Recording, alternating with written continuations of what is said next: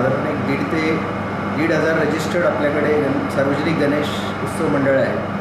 तर उद्या अनंत चतुर्थी आहे.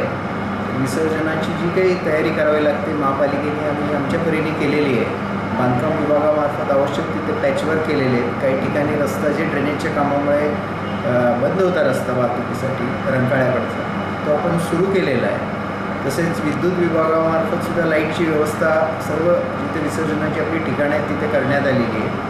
अग्निशमक विभागाचे आपले कर्मचारी अलर्ट आहेत सगळेजण आणि प्रत्येकाला ड्युटीज दिलेल्या आहेत त्यामुळे आम्ही आमच्या परीने चांगली व्यवस्था केलेली आहे. आरोग्य विभागाने आवश्यक त्या स्वच्छता केलेल्या आहेत. निर्माल्य कुंड सुद्धा त्या ठिकाणी ठेवलेले आहे. तरी आमची विनंती आहे सर्वांना की कृपया जे काही हे करायचं आहे आपल्याला ते निर्माल्य जे आहे ते महापालिकेच्या कुंडातच त्याचं विसर्जन करावं. शिवाय गणेश मंडळांनाही मी आवाहन करतो की शक्यतो खणीमध्ये नॅचरल सोर्स पोल्यूट होऊ नये, प्रदूषण होऊ नये याची आपण सर्वांनी दक्षता घेण्याची. डॉल्बी संदर्भात ही विनंती आहे किंवा डॉल्बीचा वापर कोणी करू नये.